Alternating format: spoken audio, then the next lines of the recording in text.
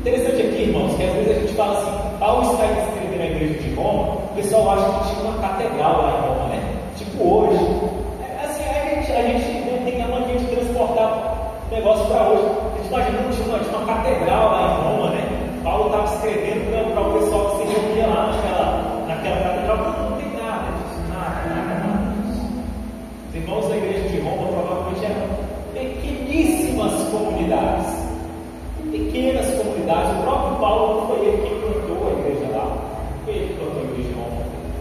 E até haviam pequenos grupos de cristãos que se reuniam nas casas mesmo.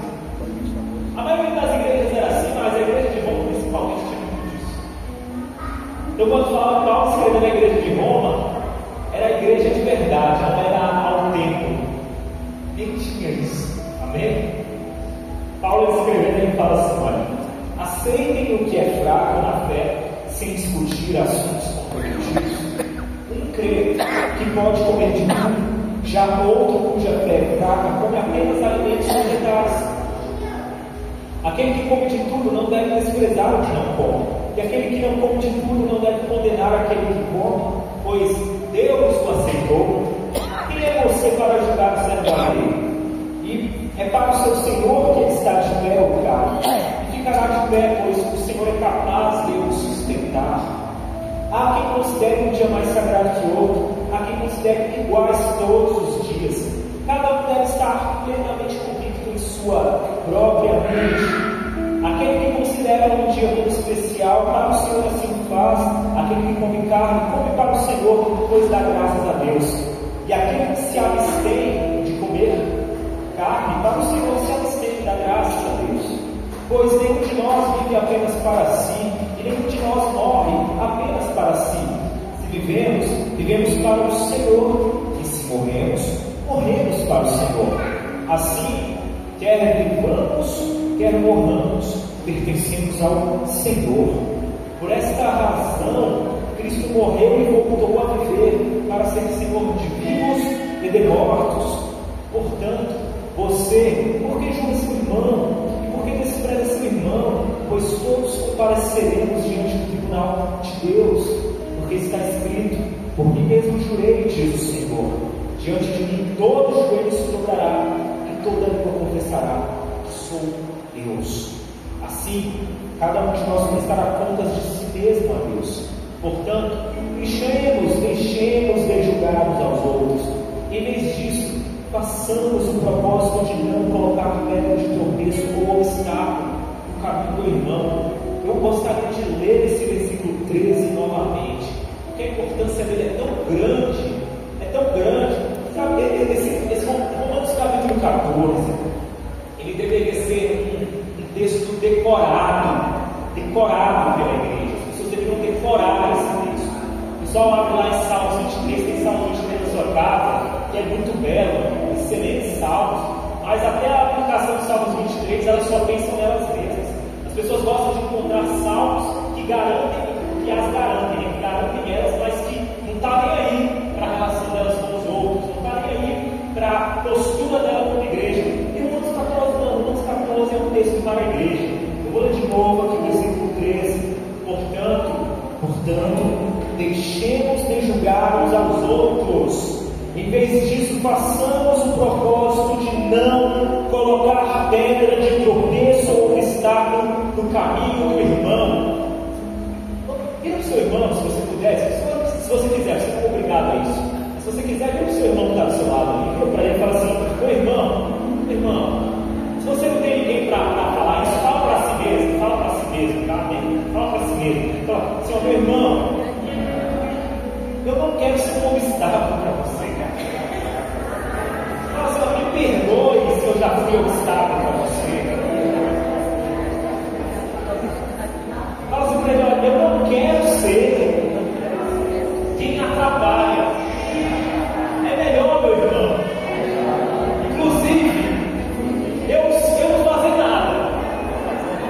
Não emitir opinião, nem falar. Porque falando, fazendo, eu vir a ser pedra de tropeço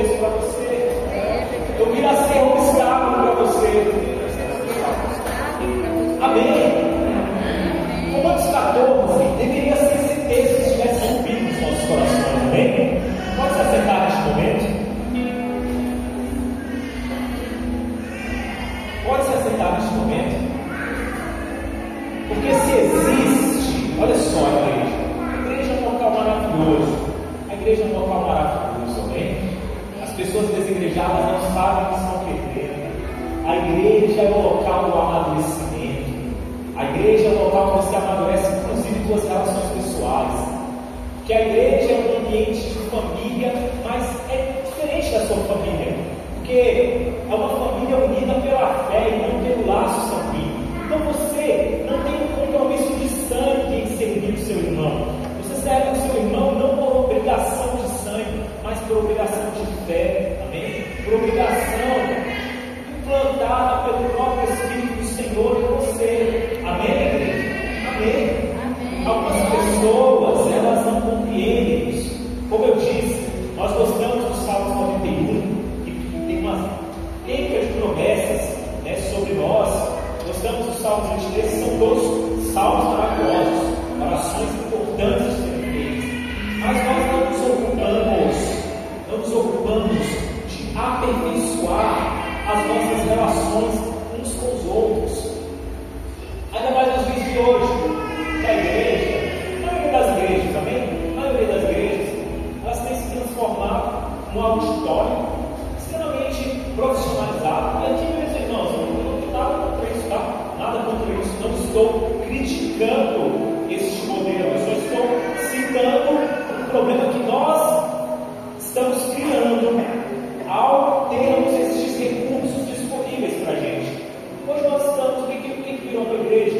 Um auditório extremamente profissionalizado, igual você vai ter uma música extremamente profissionalizada, ela, muitas das vezes, ela pode até ser um pouco mais, com menos luz, para você se sentir à vontade, e aí você vai ouvir uma palavra muito bem construída, muito bem fundamentada, uma palavra que vai te trazer curiosidades, muitas das vezes, vai te trazer ali alguma situação que você precisa ouvir, e você vai ter um louvor muito bem instrumentalizado, muito bem ensaiado, que é agradável aos seus ouvidos, e você vai ficar participando daquele ambiente ali, como se fosse um espectador de um espetáculo. Acaba o culto, você não se sente tão comprometido com aquilo ali. Você até gosta de participar do ambiente, mas você não tem aquele comprometimento com as pessoas, com a pessoa, entendeu? Com a pessoa que está ao seu lado, com o irmão que está ao seu lado. Você não tem esse comprometimento. Então, você vai sair, vai se levantar lá para a sua casa, vai viver a sua vida, uma vida totalmente passiva na relação da igreja. A questão é, o Senhor nos chamou para sermos igreja em relacionamento, e não apenas como espectadores que participam de um evento. Não é assim que o Senhor quer que nós venhamos a servir. Porque nós servimos a Deus servindo ao outro. E não há, meu irmão, não adianta. Olha só, preste atenção nisso. Não adianta você falar que servirá alguém lá fora se você é incapaz de servir alguém que você conhece. É impossível você servir com sinceridade uma pessoa que você não conhece se você não sabe servir bem alguém que você conhece. Não tem como. Mas é só hipocrisia sua, só imaturidade, só desejo de autoafirmação, só vontade de chamar atenção.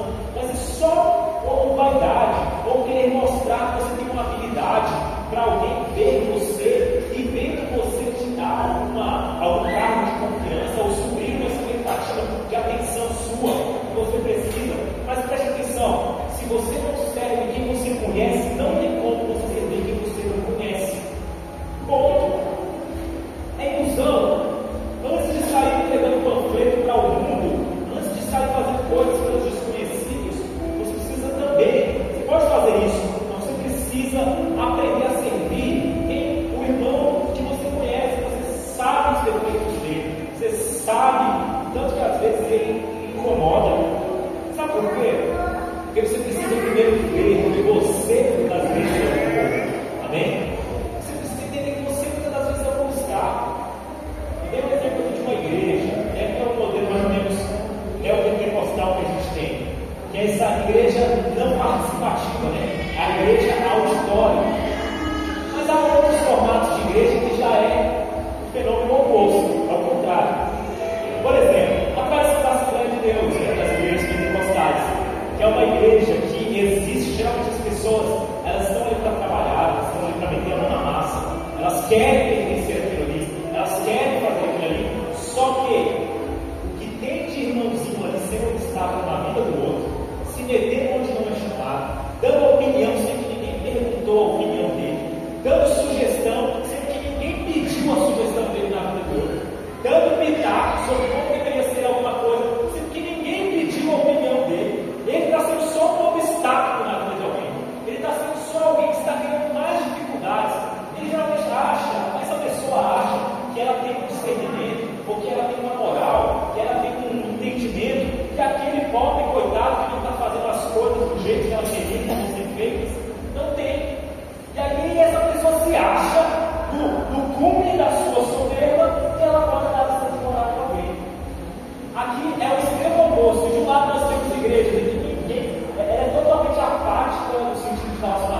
ou os relacionamentos são muito restritos entre pequenos grupos, pessoas que não querem, então é mais para se satisfazer, né, do espetáculo do que adorar, servir, ser igreja.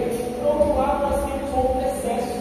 São pessoas que não entendem, que acham que ser igreja é ficar dando lição de moral para o outro, que acham que ser igreja é ficar enchendo a paciência do outro, é ficar dando conselhos para o outro. Olha, isso é uma coisa que eu aprendi nessa minha vida, é que, meus irmãos, eu só aceito conselhos de pessoas que eu sei que são muito mais sábias do que eu. Amém? E esse é um conselho que eu aconselho a você neste momento. Tome conselhos de pessoas que são mais sábias que você. E não dê conselhos para pessoas que simplesmente não estão dispostas a ouvir o conselho.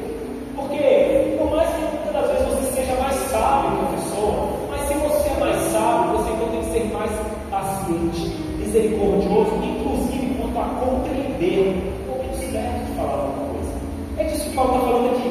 É evidente que Paulo também está tratando de toda a injeção de paciência ali dos cristãos judeus que estavam fazendo com a igreja de Roma. Por isso que ele está falando aqui, para de ficar caindo em discussões que não levam a nada. Tem um monte de judeu aí que está contaminando essa igreja de gentios que foi plantada por pessoas que não eram judias. Mas olha, não cai nessa Bíblia. Só que o que ele está falando também se aplica a gente aqui de um modo transportando para a nossa realidade. Da mesma forma como aqueles cristãos judeus, quando você vê as cartas de Paulo, parecem que eles eram chatos. Mas tem um povo chato naqueles crentes judeus. Não todos, mas tinha um monte de crente judeu chato pra caramba. Que ficava lá enchendo a paciência dos gentios. Ficava querendo que os caras se circuncidassem. Ficava querendo que os caras guardassem dias. Ficava querendo levar as tradições, os costumes deles para os cristãos judeus. E muitas das vezes nós estamos sendo esse cristão judeu chato. Que não tem acha que tem sabedoria, mas na verdade não tem. Você só tem uma lição de moral que nem mesmo você consegue cumprir na sua vida. Eu estou chamando aqui para maturidade. Amém? Maturidade não significa você dar lição de moral e aplicar na vida de alguém que não pediu. Pelo contrário, a pessoa mais madura, a primeira coisa que ela vai perceber é, cara, qual é o momento que a pessoa está falando? O que essa pessoa está falando é o que ela está querendo dizer. Muitas pessoas que, na verdade, elas dão uma opinião extremamente raivosa, mas tudo que ela está falando da boca para fora, aquela pessoa não ministra, é igual um menino, é igual um bebê, a bebê da Camila. Ela não sabe pedir comida, ela não sabe pedir comida. Então, o que ela faz para pedir comida? Ela chora. Na vida adulta, é da mesma forma, a vida adulta, entre aspas, tem um monte de gente que está aí, jogando para fora suas frustrações, é grosso com você, é inconveniente com você. Às vezes você é essa pessoa, né? Às vezes você é essa pessoa. Mas na verdade, aquilo que vem da boca para fora, o que a pessoa está falando é outra coisa. Ela está dizendo uma coisa, mas o grito interior dela é por outra coisa. Amém? É por outra coisa. Se você realmente é mais maduro, meu irmão, minha irmã, aprenda a escutar o que as pessoas realmente querem falar e não o que elas estão dizendo para você.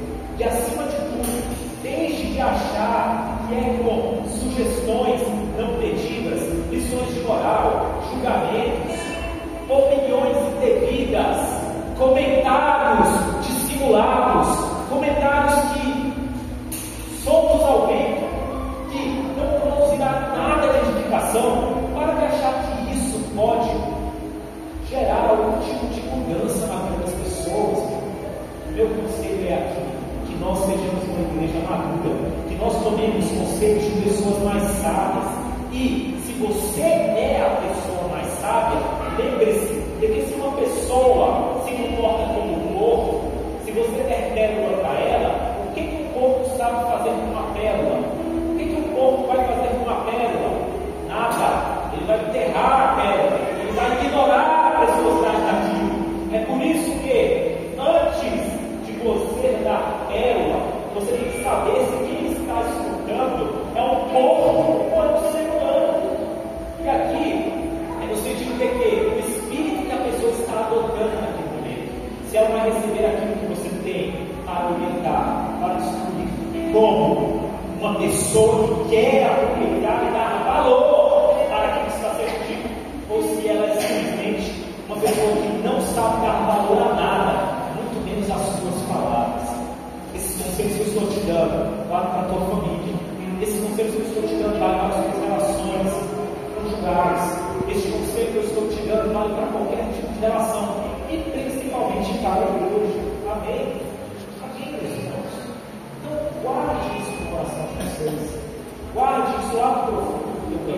gosta, lembre-se disso.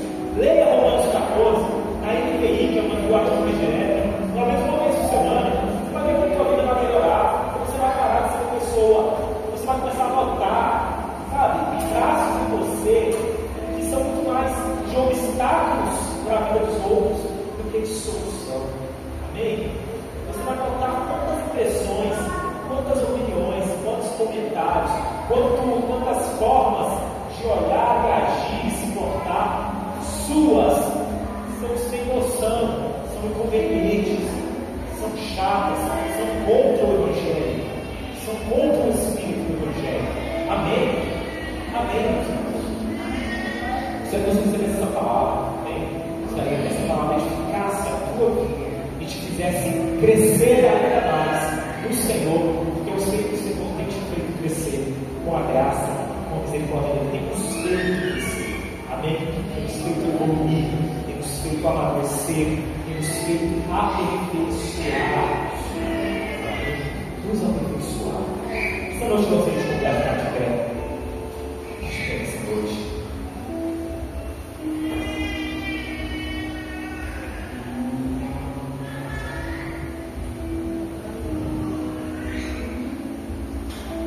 Você tem sido o bebê que chora? Já parou para pensar nisso? Quantas queixas suas é muito mais um grito de uma criança que não sabe o que falar, porque você não está sabendo o que está se passando no seu vida. Ou você não chegou nem a essa consciência. Eu queria te trazer essa consciência neste momento. Boa parte das tuas queixas, das tuas ingratidões, das tuas lamentações, das tuas frustrações, não passam de um choro de um bebê. Tem a mesma maturidade que tem o choro de uma criança, que está pedindo comida sem saber falar, que está pedindo comida. Você entende isso que você pediu aqui? Amém? Então, neste momento, eu gostaria que você fechasse os seus olhos, que você pedisse uma coisa para o Senhor, que Ele desenvolvesse o teu caráter, a tua personalidade, que Ele desenvolvesse a tua estatura do Evangelho, para que você deixe de ser um bebê chorando, que fala coisas que não condizem com o teu real estado, que fica como uma criança chorando para pedir comida, porque não sabe pedir comida, não sabe falar o que você está precisando. Quantas pessoas não têm maturidade sequer para orar a Deus, porque elas não sabem o que pedir a Deus, porque elas não têm um mínimo de discernimento pessoal, elas não têm um mínimo de maturidade. É evidente que, graças a Deus, o Espírito Santo, ele interpreta, né? Ele ora por nós como divinos e inexprimíveis, porque ele compreende aquilo que nós realmente precisamos. O Espírito Santo ouve a oração que nós não sabemos falar com palavras, ainda que essa oração seja contrária, totalmente contrária ao que a gente está pedindo de fato, e isso é misericórdia de Deus. Às vezes você fala, cara, uma vez eu orei e aconteceu exatamente o contrário do que eu estava orando. Deixa eu falar uma coisa, não foi porque Deus não respondeu a sua oração, muito provavelmente foi porque Deus respondeu a verdadeira oração do teu espírito que você não sabia fazer, porque estava com uma criança chorona, desesperada, gritando por coisas que não faziam sentido nenhum. Você entende isso, meu irmão?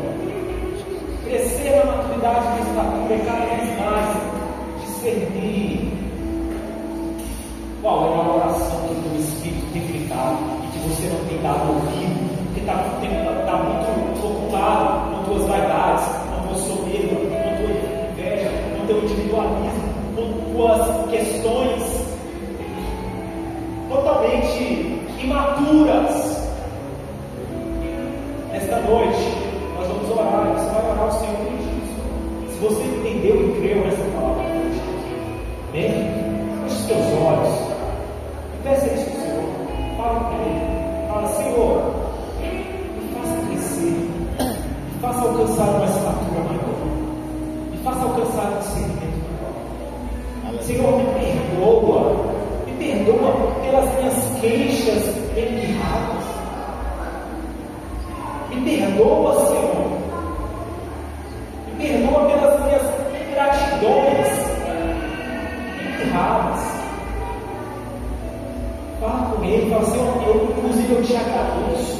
Eu te agradeço pelo teu Espírito ter ouvido e escutado a oração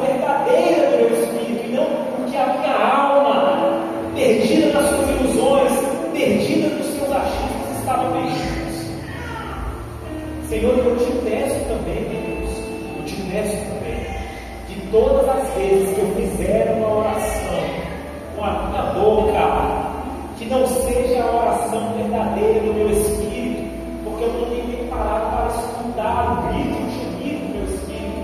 Eu te peço que o teu espírito haja com misericórdia sobre o meu espírito. Colha a oração sincera do meu espírito, Senhor, e leve até o teu trono, e responda, não a oração que eu peço com a boca, mas a oração que vem do gemido do meu coração. Senhor, faça-nos crescer em estatura, para que nós possamos cada vez mais orar e orar de acordo com a tua vontade, com o teu querer, e entender, e compreender, e discernir. Aleluia. Faça-nos, Senhor. Glória a Dá-nos Deus. isso. Glória a Jesus. Que nós deixemos de ser obstáculos, Aleluia. passemos a ser pontes. Que nós deixemos, Senhor, de ser buracos, façamos parte do time daqueles que cantam buracos e não produzem buracos. Faz-nos fluir, Senhor, para a vida, da mesma forma como o teu Espírito flui de nós. Faz-nos fluir, Senhor, para a vida com naturalidade, com espontaneidades. Da mesma forma como o Senhor rege todas as coisas, que a nossa vida possa encontrar uma fluidez imparável pelo fato de nós compreendermos, discernirmos e aceitarmos a regência das tuas mãos sobre as nossas vidas. O que nós te pedimos com toda a nossa oração.